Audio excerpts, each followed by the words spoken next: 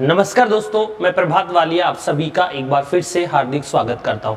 हमने 2020 test series start की थी। अगर आप दिल्ली पुलिस, पटवार, एसएससी, बैंक या फिर आप जूनियर अकाउंटेंट की तैयारी कर रहे हैं, संगणक की तैयारी कर रहे हैं, ऐसा कोई भी एग्जाम जहां पर कंप्यूटर फंडामेंटल के प्रश्न पूछे जाते हैं, उसी कड़ी को हम आगे बढ़ाने और समझाने की कोशिश कर रहे हैं। चलिए तो सब लोग देखिए बोर्ड की तरफ, हम बातचीत करने की कोशिश करेंगे टेस्ट नंबर 7 के बारे में। अगर दोस्तों आप किसी भी एग्जाम के लिए फंडामेंटल कंप्यूटर की तैयारी कर रहे हैं तो उसके लिए हमारे कंप्यूटर का कोर्स है जिसे आप हमारी एप्लीकेशन से परचेज कर सकते हैं। देखो, इस कोर्स का पूरा पैटर्न है और पूरे पैटर्न के अंदर जो जो आपके फंडामेंटल ऑफ कंप्यूटर में सिलेबस में टॉपिक आते हैं, लगभग 20 टॉपिक को हम लोगों ने इसमें कवर किया है।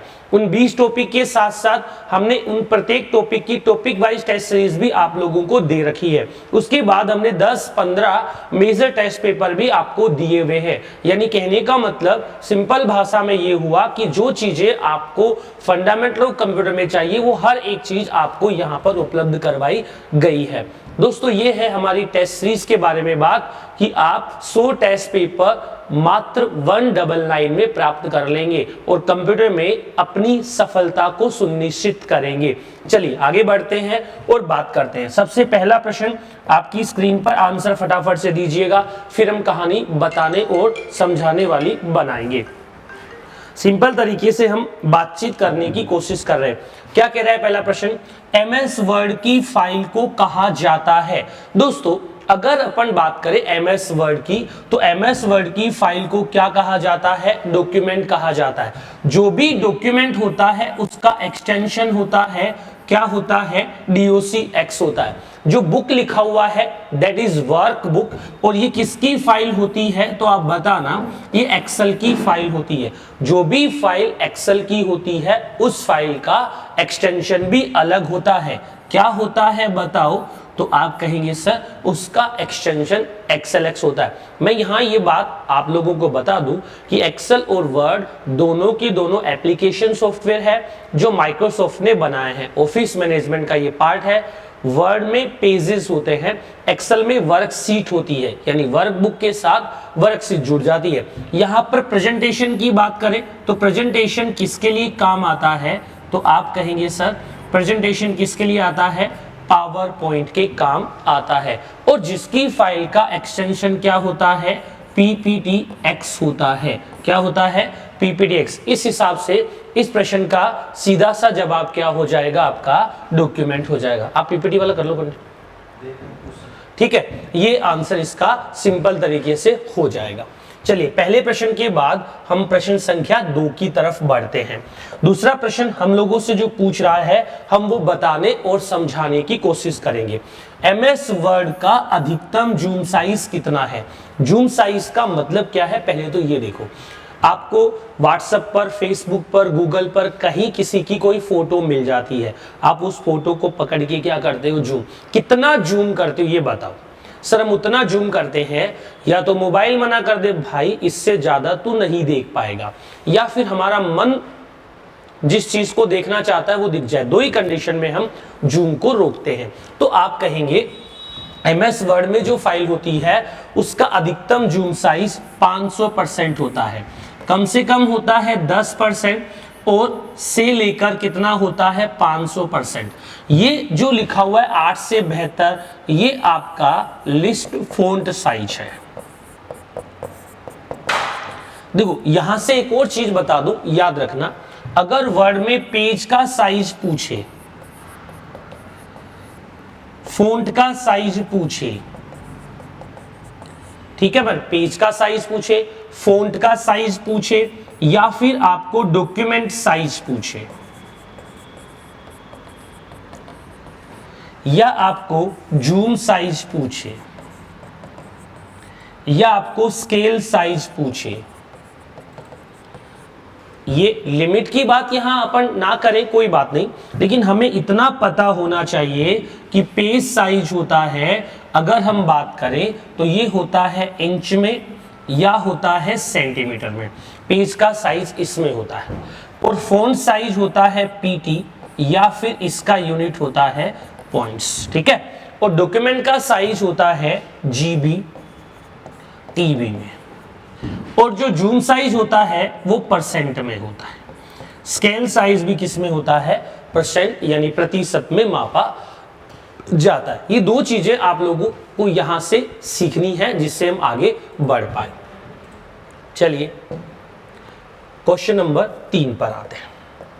फटाफट से जवाब दीजिएगा, बात अच्छी बननी चाहिए, समझने वाली बननी चाहिए। वर्ड एक एप्लीकेशन सॉफ्टवेयर है, बिल्कुल है। एमएस वर्ड कौन सा सॉफ्टवेयर है? एप्लीकेशन है जिसे माइक्रोसॉफ्ट ने बनाया है। प्रेजेंटेशन एक सिस्टम सॉफ्टवेयर है, नहीं। सिस्टम सॉफ्टवेयर ऐसे सॉफ्टवेयर होते हैं जो हमारे सिस्टम के लिए कंपलसरी होते हैं। सर किसी एक सिस्टम सॉफ्टवेयर का नाम बता दीजिए। विंडोज जो होती है वो आपका एक सिस्टम सॉफ्टवेयर होती है, ठीक है। एमएस एक्सेस एक यूटिलिटी सॉफ्टवेयर है, नहीं। ऐसे सॉफ्टवेयर जो कंप्यूटर में मेंटेनेंस का काम करते हैं उन्हें हम यूटिलिटी सॉफ्टवेयर कहते हैं। तो ये भी आंसर नहीं होगा, दोनों के दोनों गलत है, केवल एक सही है, पहला। इस हिसाब से हमारे प्रश्न का आंसर कितना नंबर हो जाएगा? 3 नंबर हो जाएगा। कोई मन में सवाल है तो आप मुझसे पूछिए, मैं जवाब देने की कोशिश करूंगा। 3 के बाद प्रश्न संख्या कौन से पे आ गए? 4 पर देखिए और बातचीत कीजिए। दस्तावेजों को सेव करते समय सेव और सेव एज में क्या अंतर है? While saving document, what is the difference between save and save as? जब डॉक्यूमेंट को सेव करते हैं तो सेव और सेव एज में क्या फर्क होता है? दोस्तों बड़े ध्यान से सुनना और समझने वाली कहानी को मानना। अगर अपन किसी भी डॉक्यूमेंट को सेव करते हैं, किसी भी डॉक्यूमेंट को सेव एज करते हैं, फर्स्ट टाइम दोनों में कोई फर्क नहीं होता है। क्यों नहीं होता ये भी मैं बता रहा हूं, क्योंकि आपसे ये भी सवाल पूछ लिया जाता है, सेव एंड सेव एज के लिए, सेव एंड सेव एज के लिए कॉमन डायलॉग बॉक्स ओपन होगा। सेव एंड सेव एज के लिए कॉमन डायलॉग बॉक्स ओपन होगा, यानी जो डायलॉग बॉक्स सेव के लिए ओपन होता है वो सेम टू सेम किसके लिए होता है? Save as. एक ही बात है, कोई दिक्कत नहीं है। अच्छा, अगर अपन सेव की बात करें तो शॉर्टकट की होती है कंट्रोल के साथ एस। सेव एज की बात करें तो इसकी शॉर्टकट की होती है F12। इस कहानी को यहां से थोड़ा आगे ले जाते हैं और समझते हैं। मैं ये कह रहा हूं, ये समझाने की कोशिश कर रहा हूं कि जो फाइल हमने सेव कर रखी है उसको दोबारा सेव करेंगे तब वो उसी चेंजेस के साथ सेव हो जाएंगे। लेकिन अगर आप फाइल को किसी दूसरे नाम से, दूसरी लोकेशन पर, दूसरे जगह पर, दूसरे टाइप से सेव करना चाहते हैं तो हम किसका यूज करेंगे? सेव एज का। पहले वाली जो फाइल है सेव एज करने पर उस फाइल की कॉपी बन जाती है। पहले वाली फाइल अपनी जगह पे रहेगी और दूसरी वाली फाइल चेंजेस के साथ आपको कॉपी बनाकर दे देगी। इसका मतलब कोई अंतर नहीं है, एक बार तो कोई अंतर नहीं, लेकिन ये वैसे गलत हो जाएगा। सेव उस दस्तावेज को संग्रहित करता है जो पहले से किसी स्थान पर संग्रहित है। सेव एज हमें नाम और स्थान बदलने की अनुमति देता है। पहले से जो सेव है उसमें बदलाव करके सेव करने के लिए सेव का यूज करते हैं, और अगर हम उसी डॉक्यूमेंट को किसी दूसरी जगह पर दूसरे नाम से सेव करना चाहते हैं तो सेव एज का उपयोग करेंगे। प्रश्न का आंसर नंबर 4 हो जाएगा। 4 के बाद आगे चलते हैं 5 नंबर पे। क्या कह रहा है प्रश्न? देखिए और पढ़िए और जानिए। निम्न में से कौन सा फ़ॉन्ट स्टाइल एमएस वर्ड में नहीं है? इसमें से कौन सा फ़ॉन्ट स्टाइल एमएस वर्ड में नहीं है? दोस्तों अगर हम फ़ॉन्ट की बात करें तो फ़ॉन्ट का डायलॉग बॉक्स ओपन करना चाहते हो तो आपको एक शॉर्टकट की यूज करनी पड़ेगी, और वो शॉर्टकट की कौन सी है? कंट्रोल के साथ डी। अगर आप फ़ॉन्ट की बात करें तो फ़ॉन्ट के स्टाइल 4 होते हैं। कितने स्टाइल होते हैं? 4 स्टाइल होते हैं। पहले का नाम बाय डिफॉल्ट होता है, उसे हम रेगुलर स्टाइल कहते हैं। पहले का नाम जो बाय डिफॉल्ट होता है उसे हम रेगुलर कहते हैं। हम बदल के करना चाहें तो बोल्ड कर सकते हैं, हम बदल के करना चाहें तो इटालिक कर सकते हैं, एक और ऑप्शन होता है बोल्ड एंड इटैलिक। याद रखना फॉन्ट स्टाइल केवल और केवल 4 प्रकार के होते हैं। रेगुलर डिफॉल्ट होता है, इसकी कोई शॉर्टकट की नहीं होती है। बोल्ड Ctrl+B दबाने से बोल्ड होगा, Ctrl+I दबाने से इटैलिक होगा, Ctrl+B+I दबाने पर बोल्ड और इटैलिक दोनों हो जाएगा। यहां तक की कहानी आपको समझ आ गई तो मैं आगे बढ़ सकता हूं। यहां की बात आप समझ लीजिए और आगे की तरफ चल लीजिए। कोई दिक्कत है क्या? नहीं। तो बोल्ड है, रेगुलर है, इटैलिक्स है, कौन सा नहीं है? तो आपका आंसर आएगा सुपरस्क्रिप्ट नहीं है, सॉरी सब नहीं है। सबका मतलब x की पावर नीचे होता है, सुपर का मतलब x की पावर ऊपर होता है। सबकी शॉर्टकट की होती है Ctrl+, सुपर की शॉर्टकट की होती है Ctrl+Shift+, जो भी ऑप्शन हम देख रहे हैं हर ऑप्शन की अलग अलग क्या होती है? शॉर्टकट की होती है। कहानी समझ आई तो हम आगे की तरफ चल सकते हैं। ठीक है, चलिए अगला प्रश्न। Ctrl+P का इस्तेमाल किया जाता है। Ctrl+P is used for, Ctrl+P किसके लिए इस्तेमाल किया जाता है, यूज किया जाता है? दस्तावेजों को छापने के लिए, आप ऐसा कह सकते हैं प्रिंट के लिए। अगर आप प्रिंट करना चाहते हैं तो Ctrl+P का यूज करेंगे। कंप्यूटर को बंद करने की शॉर्टकट की ये नहीं होती है, आप Alt के साथ F4 दबाएंगे तब वो शटडाउन की तरफ आपको लेकर जाएगा। वर्ड फाइल को बंद करना चाहते हैं तो आप कंट्रोल के साथ F4 दबाइए, पर्टिकुलर फाइल बंद हो जाएगी। कॉपी पेस्ट, कॉपी की शॉर्टकट की होती है कंट्रोल के साथ C और पेस्ट की शॉर्टकट की होती है कंट्रोल के साथ V। तो कॉपी की शॉर्टकट की Ctrl+C और पेस्ट की शॉर्टकट की Ctrl+V होती है। ठीक है, चलिए 6 के बाद हम चलते हैं 7 नंबर पे। क्या कह रहा है प्रश्न, पढ़िए और बातचीत कीजिए। MS वर्ड में कैरेक्टर स्पेसिंग सकल नहीं होता है भाई, क्या होता है? स्केल की अधिकतम तथा न्यूनतम सीमा कितनी होती है? भाई ये जो शब्द लिख रखा है ना मैंने, इसको हम ज्यादा बड़ा कर सकते हैं, ऐसे बड़ा कर सकते हैं। तो जो कैरेक्टर के बीच स्पेस होता है उसे हम प्रैक्टिकली कैरेक्टर स्पेस के नाम से जानते हैं। जो कैरेक्टर के बीच स्पेस होता है उसे हम क्या कहते हैं? Character space. और थोड़ी सी बात को और समझे तो हम ऐसा कह सकते हैं कि इन कैरेक्टर को ऐसे पकड़ के इधर खींचेंगे तो इनका क्या बढ़ जाएगा? स्केल। स्केल का जो यूनिट होता है वो परसेंट में होता है। किस में होता है? परसेंट में होता है। और स्केल का ऑप्शन फॉन्ट वाले ब्लॉक में ही आता है। स्केल कितना हो सकता है? 1 से लेकर 600% तक हो सकता है। ये 1 से 500 दिया हुआ है ना, ये आपका क्या है? जूम है। 1 से 1638 दिया है, ये आपका क्या है? तो आप बताएंगे सर ये हमारा क्या है? फॉन्ट साइज है। यहां तक की कहानी आपको समझ आई तो हम बात को आगे बढ़ाने की कोशिश कर सकते हैं। ठीक है, चलिए 7 के बाद 8 नंबर पे। 8वां क्या कह रहा है प्रश्न? 8वां क्या बातचीत कर रहा है वो आप देख लीजिए। एक दस्तावेज के सभी सामग्री को चयनित करने के लिए हम किसका प्रयोग करते हैं? अगर हम Ctrl+A, ये क्या काम आता है? सेलेक्ट ऑल के काम आता है। पूरी सामग्री सेलेक्ट करनी हो तो Ctrl+A का यूज करते हैं। Ctrl+U किसके काम आता है? अंडरलाइन के काम आता है। अगर हमें किसी डॉक्यूमेंट के टेक्स्ट को अंडरलाइन करना हो तो हम Ctrl+U का यूज करते हैं। Ctrl+, ये ऐसे लिखने में गलत है, CTRL, Ctrl+C क्या काम आता है? कॉपी करने के लिए। Ctrl+Z ये काम आता है अनडू के लिए। कोई गलती कर दी हमने, उसे ठीक करना चाहते हैं तो हम अनडू से कर सकते हैं। देखो यहाँ पर ये ऑप्शन दिख रहा है, इससे अपन क्या करेंगे? इसे ये जो दिख रहा है अनडू का ऑप्शन है, ये रीडू का है। ठीक है, अगर यहाँ पर रीडू होता तो रीडू के लिए क्या हो जाता? कंट्रोल के साथ Y हो जाता।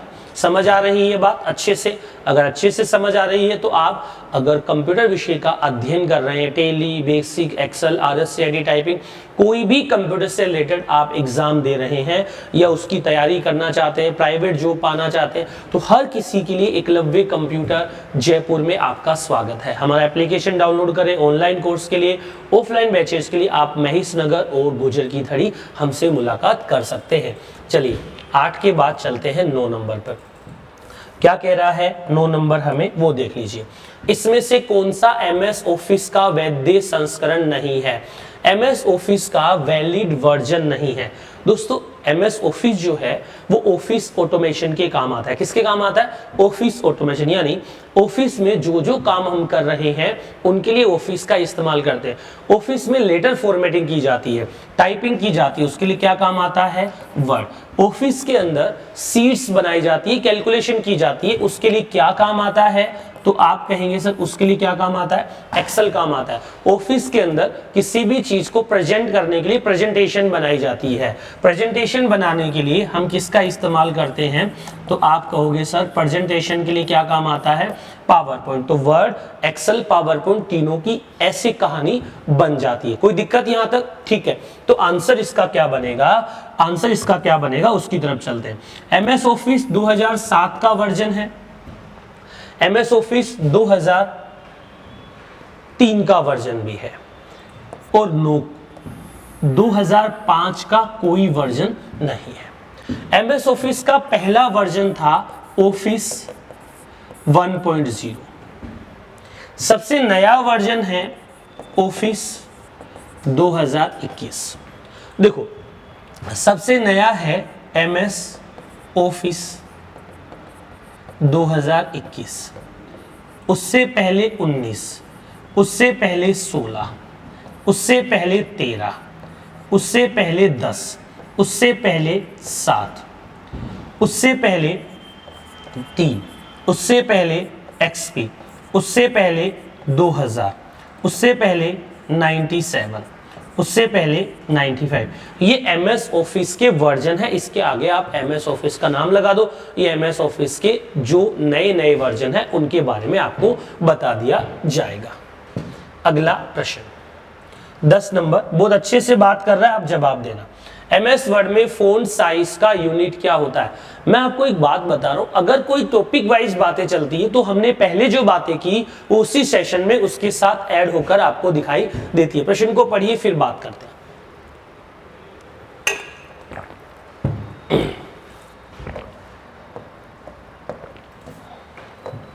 कह रहा था प्रश्न, वही बात कर रहे हैं।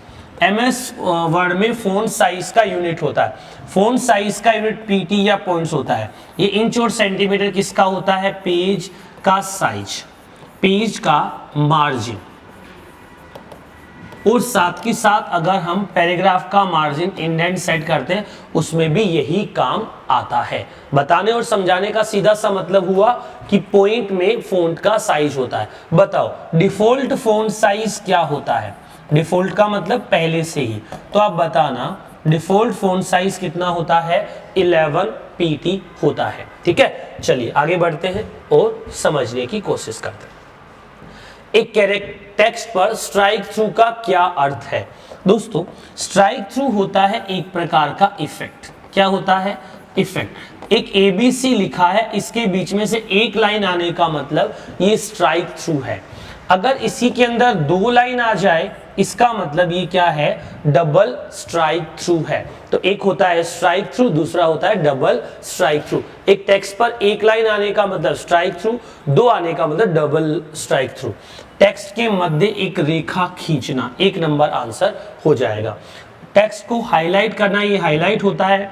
टेक्स्ट को इटैलिक करना, तिरछा करना, ये तिरछा करना होता है। तो इसका आंसर, अच्छा सुनो, ये हाईलाइट करना तो फॉन्ट में ही आता है। इटैलिक करना एक प्रकार का क्या होता है? स्टाइल। इसकी शॉर्टकट की क्या होती है? तो आप बताएंगे सर कंट्रोल के साथ I दबाने पर टेक्स्ट क्या हो जाता है? इटैलिक हो जाता है। ठीक है, चलिए 11 के बाद हम चलते हैं 12 पर।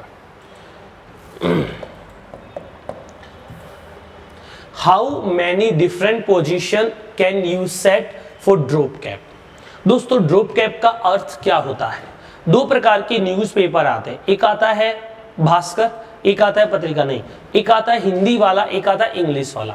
हिंदी वाले न्यूज़पेपर को हम लोग पढ़ सकते हैं, इंग्लिश वाले को देख सकते हैं। भाई चित्र बहुत अच्छे अच्छे आते हैं, इसलिए बात कर रहा हूँ। तो अगर मैं देखूं इंग्लिश वाले अखबार में ऐसे कोई स्पेलिंग दी होती है, वंस देयर, ऐसे एक अक्षर ओ जो है ऐसे अलग से बड़ा दिखा देते हैं। इसे कंप्यूटर की भाषा में क्या कहा जाता है, तो आप बताएंगे इसे क्या कहते हैं, ड्रॉप कैप कहते हैं। ये ऑटोमेटिक 3 लाइन में होता है। मैक्सिमम कितनी लाइन कर सकते हैं, 1 से 10 लाइन कर सकते हैं। ऑटोमेटिक 3 लाइन में होता है, मैक्सिमम 1 से 10 लाइनें कर सकते हैं। अब देखो जब भी हम लगाते, एक तो अंदर आ जाएगा ये, और एक अपन चाहे तो इसे मार्जिन में भी सेट कर सकते हैं। तो ये दो प्रकार से आप ड्रॉप कैप लगा सकते हैं। एक तो ड्रॉप अंदर आएगा इन मार्जिन, एक आउट मार्जिन, ये दोनों ड्रॉप कैप के ऑप्शन होते हैं, अलग अलग पोजीशन होती है। अगला प्रश्न पढ़िए और जवाब देने की कोशिश कीजिए। अच्छा प्रश्न है, तभी मैं आपसे बात कर रहा हूं। बताइए क्या पूछा जा रहा है प्रश्न में, उसका आंसर आप आराम से प्रेम से सीधा देखकर बताइए। एमएस वर्ड नहीं होता भाई, वर्ड होता है, ठीक है। एमएस वर्ड का प्रयोग फोरम लेटर के निर्माण हेतु उस समय करते हैं जब आप प्रिंट अथवा ईमेल को बहुत बार अलग अलग प्राप्तकर्ता को प्रत्येक कॉपी भेजने के लिए करते हैं। In MS Word is used to create form letter when you print और email to many times to send each copy of different receipts. Simple भाषा में कह रहा हूं कि एक ईमेल को एक से ज्यादा लोगों पर भेजना चाहते हैं, एक डॉक्यूमेंट को बहुत सारे लोगों को शेयर करना चाहते हैं, तो एमएस वर्ड में एक फीचर होता है, उस फीचर का नाम होता है मेल मर्ज। क्या नाम होता है, मेल मर्ज। तो दोस्तों कहां पर है मेल मर्ज का ऑप्शन, तो मेल मर्ज से हम ऐसा कर सकते हैं। वर्ड आर्ट क्या करता है, आपका जो टेक्स्ट होता है, टेक्स्ट को क्या करने का काम करता है, टेक्स्ट को डेकोरेट करने का काम करता है, ठीक है। ईमेल, ईमेल होता है प्रिंट आउट, हार्ड कॉपी होता है। जब आप किसी डॉक्यूमेंट की हार्ड कॉपी निकालते हो मतलब आप प्रिंट आउट निकाल रहे हो। चलिए 13 के बाद 14 नंबर प्रश्न पर। किसी भी डॉक्यूमेंट को प्रिंट करने हेतु निम्न में से किस शॉर्टकट की का उपयोग किया जाता है।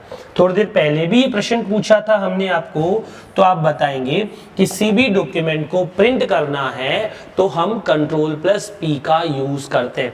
सर अगर ये टैली में प्रिंट निकालना होता तो क्या उसमें भी Ctrl+P काम आता क्या? देखो 90% एप्लीकेशन में Ctrl+P से प्रिंट निकलता है, लेकिन यही काम आप टैली में कर रहे होते तो आप कंट्रोल की जगह क्या दबाते, Alt के साथ P दबाते, ठीक है। चलिए आगे बढ़ते हैं अगले प्रश्न की तरफ। बातचीत करने का सिंपल सेशन है। एमएस वर्ड में Ctrl+Return का उपयोग किसके लिए किया जाता है? दोस्तों Ctrl+Return का मतलब होता है कि कंट्रोल के साथ आपको क्या दबाना है, एंटर दबाना है। Ctrl+Enter मतलब Ctrl+Return, ठीक है। चलिए इस कहानी को और अच्छा बनाते हैं। कॉपी पेस्ट के लिए होता है क्या? कॉपी पेस्ट के लिए Ctrl+C फिर Ctrl+V होता है, दो अलग अलग की काम आती है। पेस्ट को डिलीट करने के लिए आपको या तो डिलीट बटन दबाना है या फिर बैकस्पेस दबाना है। याद रखना केवल खाली पेज को ही डिलीट किया जा सकता है। पेज ब्रेक करने हेतु बिल्कुल सही है, Ctrl+Enter क्या काम आता है, पेज को ब्रेक करता है। सर पैराग्राफ ब्रेक करना हो तो, अगर पैरा ब्रेक करना हो, पैराग्राफ ब्रेक करना हो, उस कंडीशन में आपको केवल और केवल क्या दबाना है, एंटर। सर लाइन ब्रेक करनी हो तो आप कहेंगे सर लाइन ब्रेक करनी हो तो आपको शिफ्ट के साथ क्या दबाना है, एंटर। सर शब्द ब्रेक करना हो तो, वर्ड को ब्रेक करना हो तो आप वर्ड को ब्रेक करना चाहते हैं तो केवल और केवल क्या दबाइए, स्पेस, ठीक है मेरी बात? Yes sir. चलिए 15 के बाद 16 नंबर प्रश्न, एरियल क्या है दोस्तों? एरियल के आगे एक और वर्ड ऐड कर दूं, कैलिब्री, एक और वर्ड ऐड कर दूं, टाइम्स। ये सभी के सभी फॉन्ट है, स्टाइल नहीं है भाई। स्टाइल तो 4 होती है, अलाइनमेंट तो अलग होते हैं, 4 होती है, बोल्ड, इटालिक, रेगुलर और बोल्ड एंड इटालिक, ठीक है। तो ये क्या है? फॉन्ट। इसके आगे चाहो तो एक और वर्ड ऐड कर सकते हो कि क्या है भैया? ये फॉन्ट फेस है। चलिए 16 के बाद 17 क्या कह रहा है? 17 नंबर प्रश्न एक बार देख लो। Which of the following is not on home ribbon? इसमें से कौन सा ऐसा ऑप्शन है जो होम टैब में या होम रिबन में नहीं होता है? कौन सा ऐसा ऑप्शन है जो होम टैब में या होम रिबन में नहीं होता है? तो आप बताएंगे फॉन्ट कलर होम में होता है, स्टाइल होती है, फॉन्ट होता है, कॉलम्स नहीं होते। कॉलम्स कहां जाके आते हैं? पेज लेआउट में जाकर आते हैं, ठीक है मेरी बात। तो आंसर क्या आएगा इसका? 1 नंबर आ जाएगा। प्रश्न को पढ़कर आंसर दीजिएगा, कमेंट करके बता दीजिएगा, ताकि हम और ज्यादा अच्छे से इसके बारे में बातचीत कर पाए। विच of the following is not a type of page margin?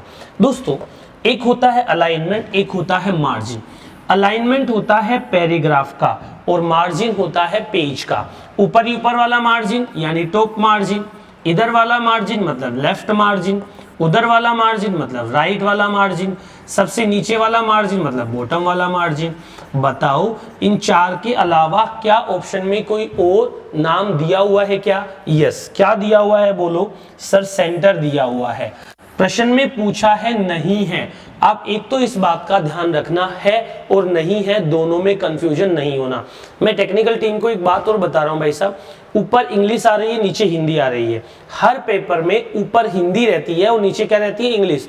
तो फ्यूचर में जब भी आप पीपीटी बनाओ तो इस बात का पूरा ध्यान रखना कि ऊपर क्या लिखा है? हिंदी, और नीचे क्या? इंग्लिश। मतलब हम ये कहना चाह रहे हैं कि जो पैटर्न हम पहली पीपीटी में रख रहे हैं वो पैटर्न क्या रहना चाहिए? थ्रू आउट जितनी पीपीटी बनती है उन सब में वही पैटर्न आपका रहना चाहिए, ठीक है।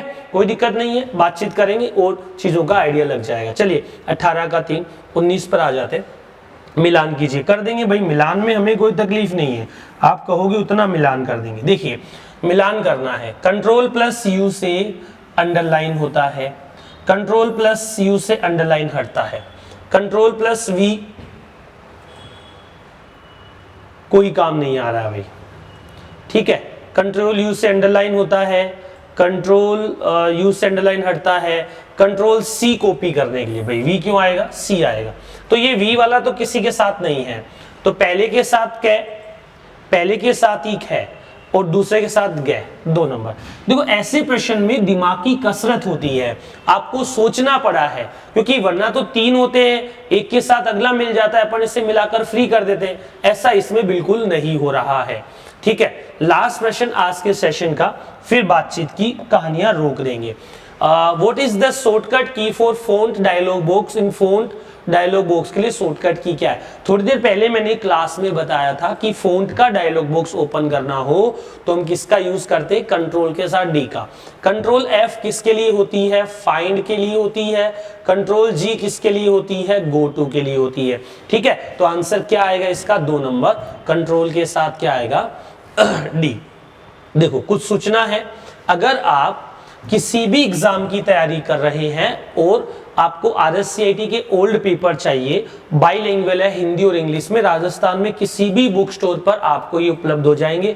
अगर आपको नहीं होते हैं तो आप इस बुक को घर बैठे भी मंगवा सकते हैं। 100 रुपए मात्र आपको पे करना होगा डिलीवरी के साथ, ये आपका चार्ज है। दिए गए नंबर पर आप बातचीत कर सकते हैं, जयपुर आकर भी इसे आप ले सकते हैं। दोस्तों आप एसएससी सीजीएल की तैयारी कर रहे हैं, हाई कोर्ट की तैयारी कर रहे हैं, जेवीएनएल का एग्जाम है, कोई केवीएस का है, ईपीओ, किसी भी प्रकार का आपका एग्जाम हो जिसकी आप तैयारी कर रहे हैं, उसके लिए हम लोग आपके सामने हाजिर हैं।